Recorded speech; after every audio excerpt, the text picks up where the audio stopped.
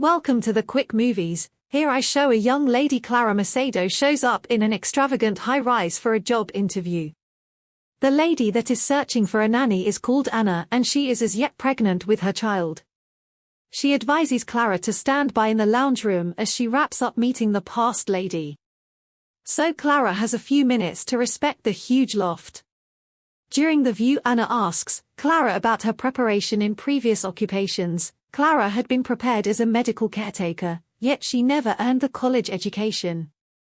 She has recently taken care of older individuals and youngsters, yet she has never functioned as a nanny before. She as of now resides alone with no spouse or kids, which benefits Saint Nick incredibly in light of the fact that she wants assistance around the house while she is pregnant.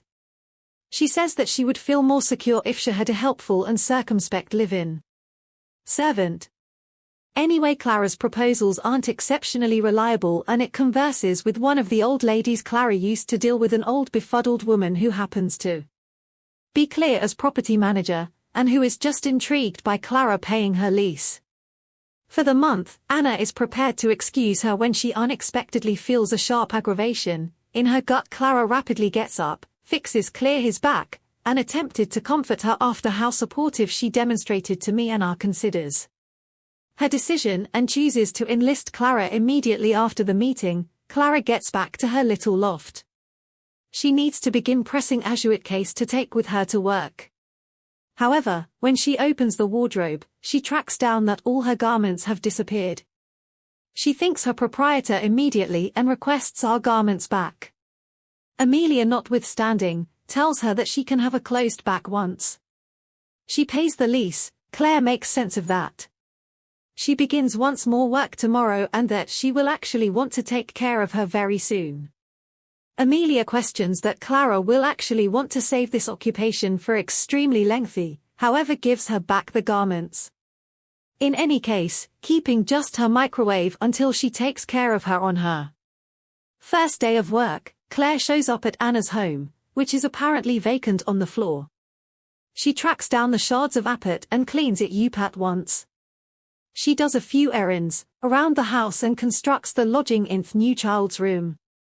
Clara is alarmed at the point when she finds a gun on bedside table, as she is cleaning up Anna's room at supper time. Clara has arranged a plain soup for Anna and tells her that she would have improved something assuming that she kept anything more other than meat in her refrigerator, and concurs that Clara ought to be the person who does the shopping from here onward.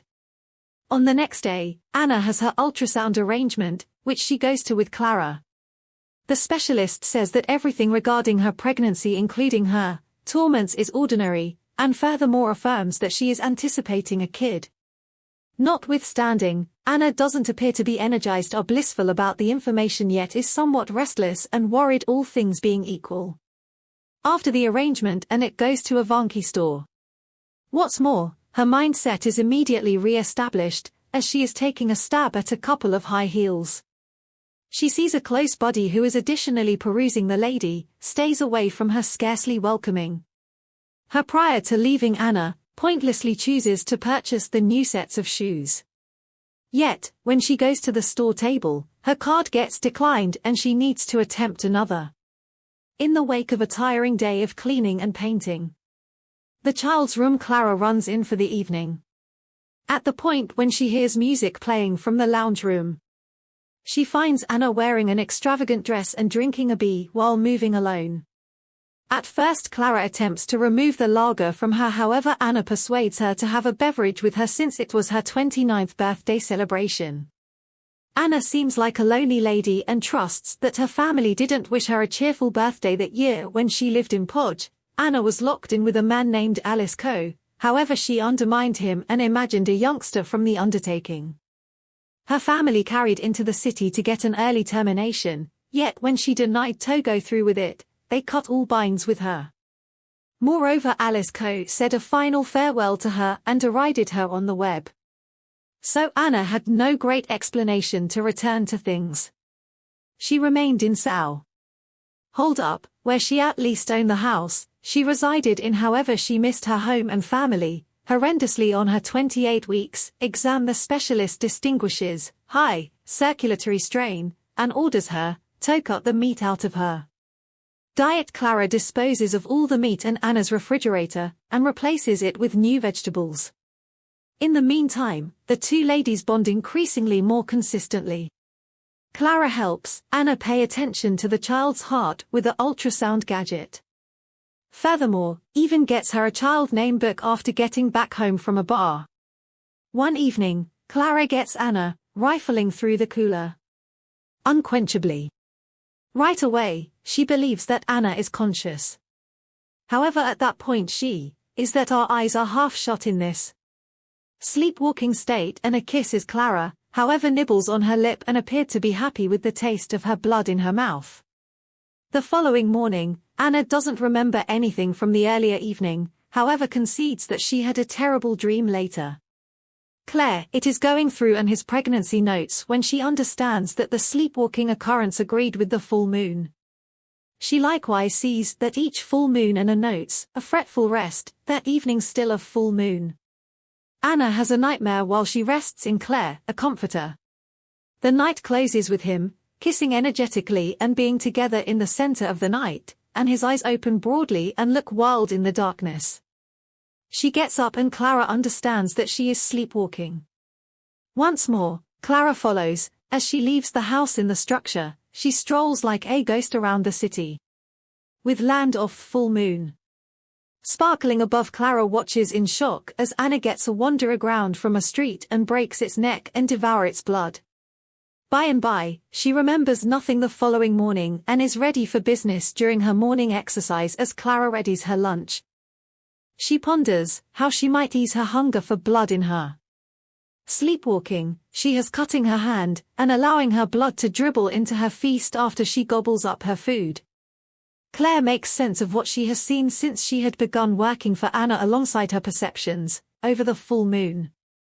She additionally uncovers that she is the one that hurt her shoulder whenever she first saw as her sleepwalking. Anna has seen that she has bad dreams consistently, and she begins accusing the condition of pregnancy. Clara, notwithstanding, attempts to quiet her down and prompted that she doesn't fault herself.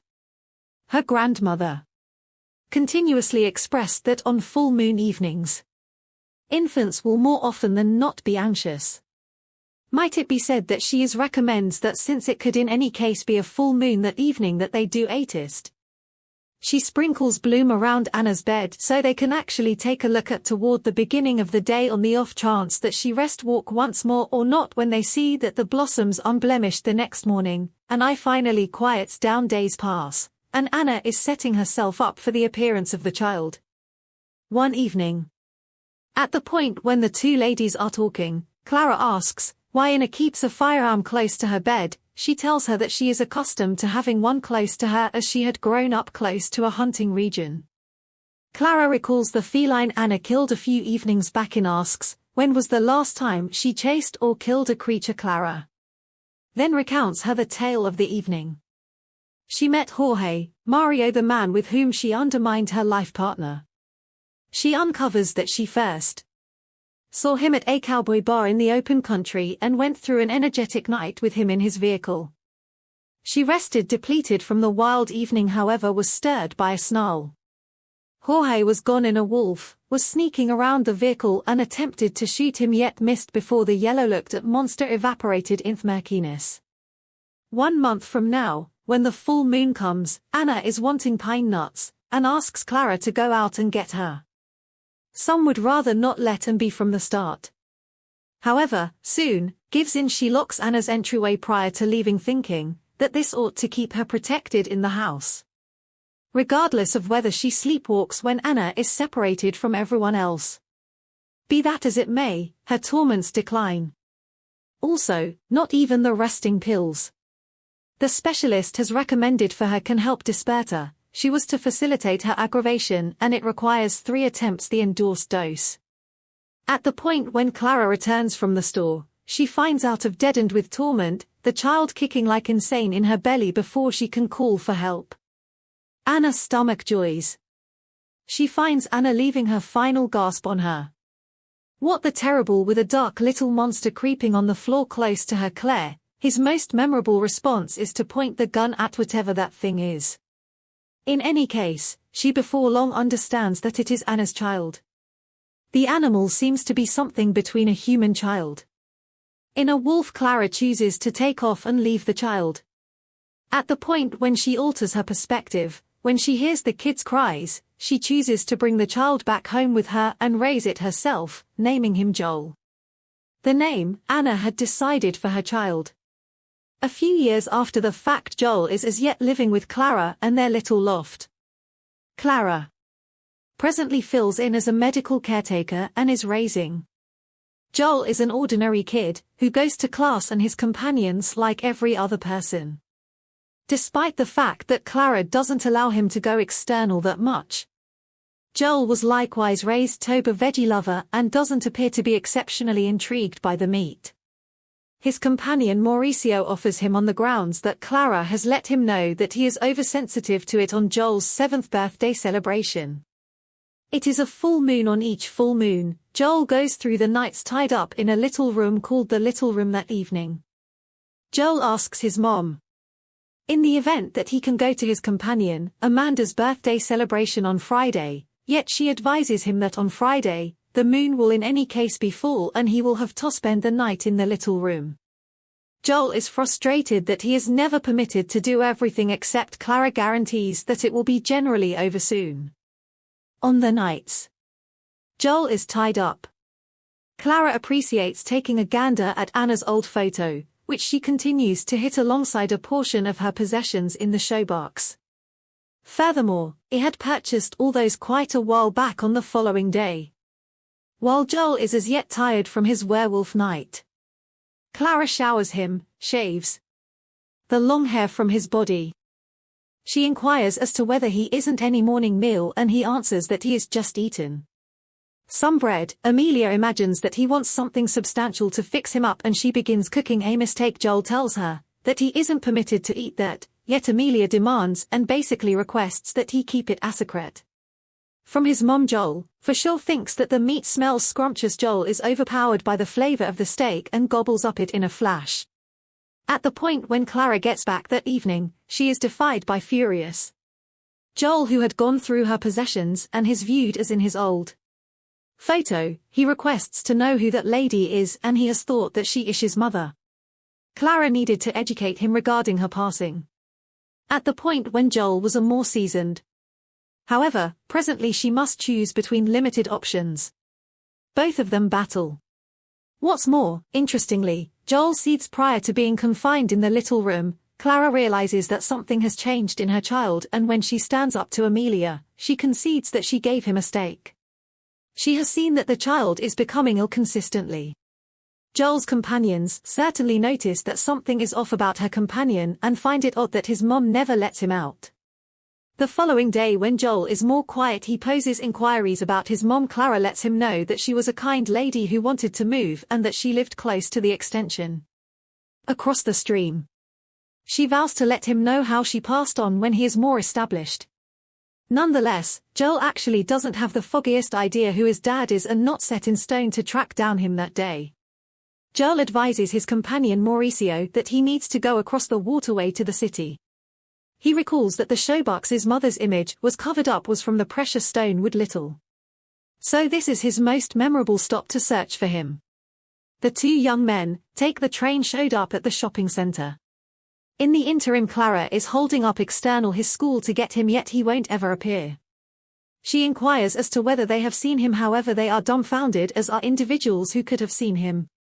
At the equivalent, the two young men are strolling around in the shopping center, looking for Joel's father. They looked for quite a long time and obviously see as nobody until the store start gradually shutting. They are worried about the possibility that the security will make them leave them all. So they stow away among the garments. The shopping center before long goes calm and dim. In any case, the young men don't surrender on their search, which before long transforms into a game. For Mauricio, Joel, then again, is intense about this as they are strolling around in the shopping center. The cloud seen through the roof, clear, uncovering the full moon. Joel snorts, realizing his change is coming at this point. It's to return home to his little room, yet it is past the point of no return. His body is presently shrouded in hair. His nails become long and sharp. His face turns wolfish and wild. Joel begins pursuing his terrified companion in the vacant corridors of all snorting and thundering. He corners him up and went after brutally at home. Clara can do nothing, however stand by, she hears a clamor coming from the yard and finds Joel dozing discreetly in his bed. His face spread with blood. Amelia, who is exceptionally strict, thinks that the youngster is Satan himself and faults Clara for never sanctifying through water him. According to she, that she will summon the priest right. Probably for an expulsion that would drive a wolf out of the boy. Nonetheless, Clara doesn't believe that anybody should realize the mysterious she is saved for such an extremely long time, so she stops Amelia by infusing her with a tranquilizer. Clara quickly packs every one of their effects and declares that Joel won't be going to class that day. First, she requests to know where Joel had been throughout the evening. Joel tells her that they were searching for his dad at the shopping center. In any case, doesn't recall how they returned. He additionally says that he had a strange dream with Mauricio. Clara soon understands that Joel went after him in that her child is clothing to people around him. When she tells him that they are taking off, Joel irritates and won't leave. He runs into the little room and attempts to take the pixie lights from the wall. He tells Clara he needs to take them with him, however this is each of the a stunt to secure her in the little room. All things considered, Joel goes to class as expected, where he observes that Mauricio isn't sitting close to him. Acelways, he additionally requests that Amanda go with him to the school dance. Amanda is shocked on the grounds that she realizes that his mom never allows him to go out after dark but consents to go with him. Regardless, in the little room, Clara is frantically attempting to break free, however the entryway is excessively durable. Clara's collaborator, Angela, ventures by the house. Stressed that Clara didn't appear at work that day. She finds the front entryway open yet finds the house void. When she attempts to call Clara's telephone, she hears it ringing in the kids' room. There Clara is banging the entryway of the little room, shouting for help. Angela sets Clara free and is alarmed. At the point when she sees what kind of room they have in their home, Clara, notwithstanding, lacks the capacity to deal with making sense of. She stacks Anna's weapon and leaves for the school dance. She realizes she will track down Joel. In the meantime, Joel is hitting the dance floor with Amanda when unexpectedly the change cycle starts. His nails honed such a lot of that they tear Amanda's little hand. Joel cautions her to take off from him, however the vicious wolf in him is already going after her. A second prior to he goes after her. Clara shots Joel toward the back. Amanda races to the group and tells them what has occurred, and local people rapidly get weapons and run. Announces Loft. Clara has taken Joel to the little room where she changes him up and begins cleaning his injuries as the little wolf whimpers and cries. Behind the heavy entryway, they can as of now hear the yells of the groups that are moving toward Clara. Sings Joel a children's song, and I used to sing to him while she was pregnant. Trusting this will quiet him down. Without a doubt, when Clara liberates him, he doesn't go after her. Clara, at long last, concludes that she can't keep Joe secured, binded, and hungry for his entire life. They clasp hands and get ready to confront the people together as Joel lets out one last PLZ. Ensure to subscribe and turn on notices so you can observe more recordings like this. Gratitude for watching.